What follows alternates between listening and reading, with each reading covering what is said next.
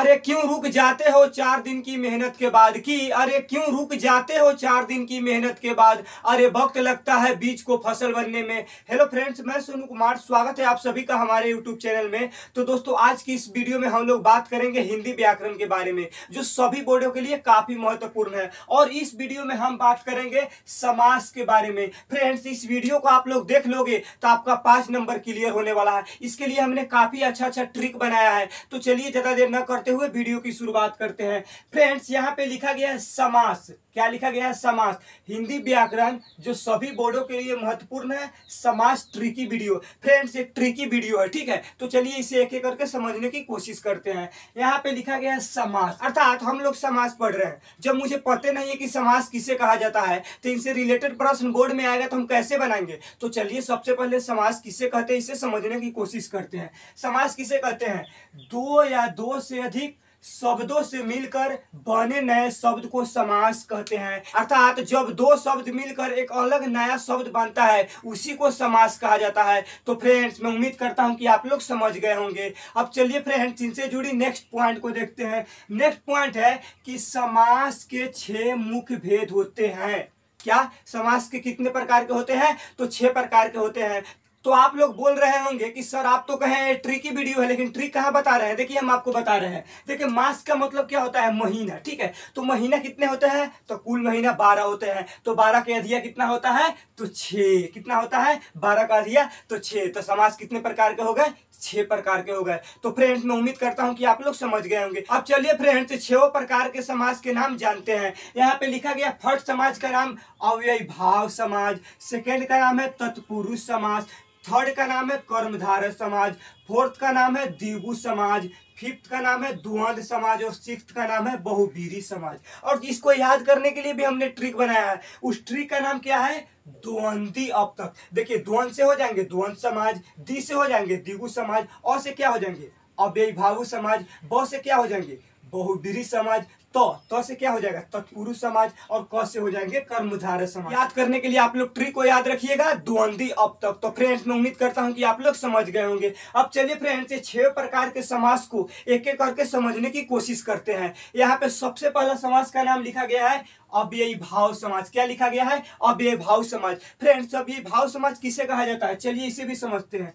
यहाँ पे लिखा गया है कि जिस समास का पहला पद अवयव हो तथा प्रधान हो, जिस समास का पहला पद अवयव हो तथा प्रधान हो, उसे अव्ययी भाव समास कहा जाता है। अर्थात जब उसको हम विखंडन करेंगे, यानी तोड़ेंगे अलग अलग दो हिस्सों में, तो उसका पहला पद क्या होंगे? तो प्रधान होंगे। फ्रेंड्स, इसको याद रखने का ट्रिक क्या है? हम लोग का ट्रिक है कि पहला पद छोटा, प्रधान और उपसर्ग होता है, खास करके उपसर्ग होता है। चलिए फ्रेंड्स, इसे एग्जांपल के माध्यम से हम समझने की कोशिश करते हैं। यहाँ पे लिखा गया है प्रतिदिन। इसको अलग अलग डिवाइड करेंगे तो हो जाएगा प्रति जोर दिन। प्रति क्या है? तो प्रति उपसर्ग है, तो अर्थात प्रतिदिन कौन समाज हो गए? तो अव्ययी भाव समाज हो गए। ठीक उसी प्रकार लिखा गया है आ जन्म। इसको अलग अलग डिवाइड करेंगे तो हो जाएगा आ जोर जन्म। क्या हो जाएगा? आ जोर जन्म। ये आ है ना फ्रेंड्स, ये उपसर्ग है, अर्थात आ जन्म कौन सा समास हो गए? अव्ययी भाव समाज। ठीक उसी प्रकार फिर लिखा गया है यथा संभव। इसको भी अलग अलग डिवाइड करेंगे तो हो जाएगा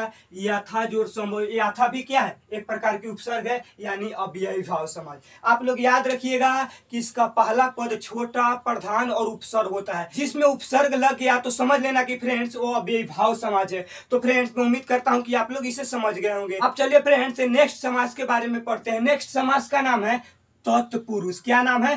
तत्पुरुष। चलिए इसे भी समझने की कोशिश करते हैं। यहाँ पे लिखा गया है कि जिस समास में दूसरा पद प्रधान होता है तथा दोनों पदों के बीच कारक चिन्ह लुप्त हो जाता है। देखिए, जिस समास का दूसरा पद जब भी हम विखंडन करेंगे तो उसका दूसरा पद प्रधान होगा, साथ ही उन दोनों के बीच में कारक चिन्ह लगा रहेगा, जैसे का, के, कर्ता ने, कर्म को, ऐसे लगा रहेगा। चलिए इसे एग्जाम्पल के माध्यम से समझते हैं। हम लोग का ट्रिक क्या है? तो ट्रिक है कि दूसरा पद छोटा होता है और साथ ही प्रधान भी होता है। ट्रिक का नाम क्या है? कि दूसरा पद छोटा होता है, साथ ही प्रधान होता है। चलिए इसे एग्जाम्पल के माध्यम से समझते हैं। हम लोग के सामने लिखा गया है राजकुमार, तो हो जाएगा, इसको अलग अलग तोड़ेंगे तो राजा का कुमार। या का आ गया, का क्या है? कारक है, तो यानी जो राजकुमार कौन सा समाज हो गया, तत्पुरुष समाज। जैसे फ्रेंड्स दे देगा आपको राजा पुत्र, इसको अलग अलग डिवाइड करेंगे तो हो जाएगा राजा का पुत्र। तो का क्या है, तो का एक कारक चिन्ह है, तो यानी जो कौन सा समाज हो गया, तो तत्पुरुष समाज। यदि दे देगा पुरुषोत्तम, इसको अलग अलग डिवाइड करेंगे तो हो जाएगा पुरुषों में उत्तम। क्या, इसको अलग अलग डिवाइड करेंगे तो हो जाएगा पुरुषों में उत्तम। तो मैं क्या है, तो मैं कारक चिन्ह है, तो समझ लेना कि ये तत्पुरुष समास है। तो फ्रेंड्स मैं उम्मीद करता हूं कि आप लोग इसे भी समझ गए होंगे। अब चलिए फ्रेंड्स नेक्स्ट समास के बारे में पढ़ते हैं। नेक्स्ट समास का नाम है कर्मधारय समास। क्या नाम है, कर्मधारय समास। अब चलिए फ्रेंड्स इसे भी समझने की कोशिश करते हैं, अर्थात कर्मधारय समास किसे कहा जाता है।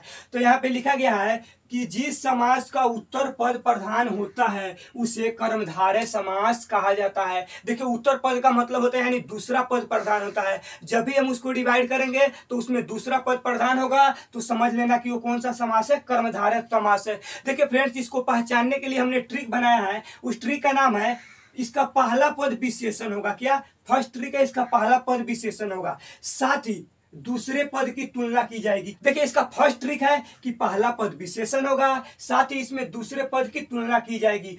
और तीसरा तो सबसे इंपॉर्टेंट है कि विग्रह करने पर मद में है जो और के समान आता है तो समझ देना कि ये कर्मधारय समाज है। चलिए फ्रेंड्स हम इसको एग्जाम्पल के माध्यम से आपको समझाने की कोशिश करते हैं। यहाँ पे एग्जाम्पल लिखा गया है महान पुरुष, इसको अलग अलग डिवाइड करेंगे तो हो जाएगा महान है जो पुरुष, है जो आ गया तो अर्थात एक कर्मधारय समास है। जब भी उसे विग्रह करने पर है जो और के समान आ जाए तो समझ लेना कि कर्मधारय समास है। जैसे महान पुरुष के किए हैं तो महान है जो पुरुष, तो है जो आ गया तो यानी कर्मधारय समास है। चलिए और इसे एग्जाम्पल के माध्यम से समझने की कोशिश करते हैं।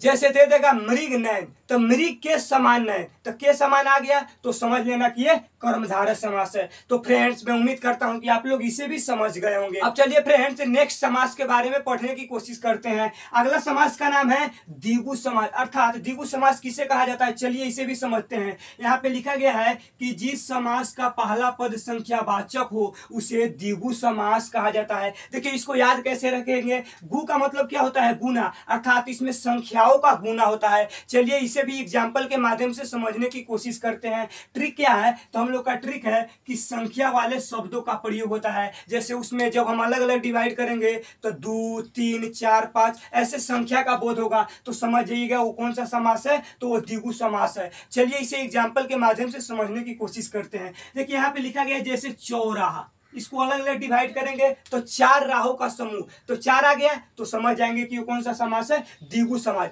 जैसे तिरंगा, 3 रंगों का समूह, इसको अलग अलग डिवाइड करेंगे तो क्या हो जाएगा, 3 रंगों का समूह, तो 3 से क्या प्रतीत हो रहा है, 3, तो यानी कौन सा समास हो गया, द्विगु समास हो गया। जब भी आपको संख्या का बोध हो तो समझ जाइएगा कि वो कोई और नहीं बल्कि वो द्विगु समास है। तो फ्रेंड्स मैं उम्मीद करता हूं कि आप लोग इसे भी समझ गए होंगे। अब चलिए फ्रेंड्स नेक्स्ट समास के बारे में पढ़ते हैं। नेक्स्ट समास का नाम लिखा गया है द्वंद्व समास, अर्थात द्वंद्व समास किसे कहते हैं, इसमें दोनों शब्द एक दूसरे के उल्टे होते हैं, उसे द्वंद्व समास कहते हैं। अर्थात इसमें जब भी जो दो शब्द रहेंगे ना वो एक दूसरे के पूरक होंगे यानी उल्टे होंगे। चलिए इसे एक बार समझने की कोशिश करते हैं उदाहरण से। जैसे यहाँ दे देगा पाप पे पुण्य, तो इसको अलग अलग डिवाइड करेंगे तो हो जाएगा पाप और पुण्य। देखिए पाप और पुण्य एक दूसरे के पूरक है कि नहीं, यानी एक दूसरे को उल्टा है। जैसे दे देगा गुण दोष, तो गुण और दोष। फिर उसी प्रकार आपको दे देगा सुख दुख, इसको अलग अलग डिवाइड करेंगे तो हो जाएगा सुख और दुख। देखिए सुख और दुख एक दूसरे के पूरक है कि नहीं, तो समझ जाइएगा वो कौन सा समास है, द्वंद्व समास है। देखिए फ्रेंड्स आप लोग इसको याद रखने के लिए एक ट्रिक याद रखिएगा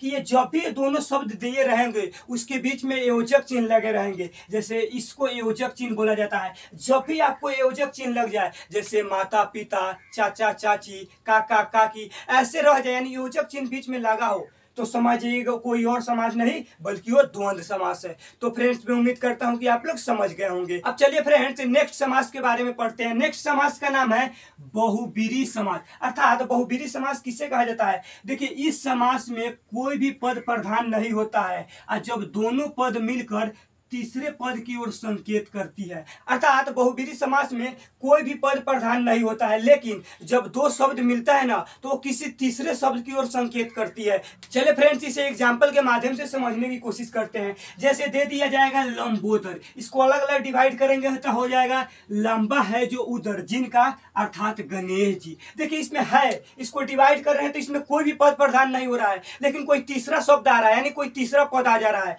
देखिए कह रहा है कि लंबा है उधर जिनका, तो लंबा उधर किसका है? तो गणेश जी का। एक कोई अलग आ गया कि नहीं, तो समझ जाइएगा कि वो बहुब्रीहि समास है।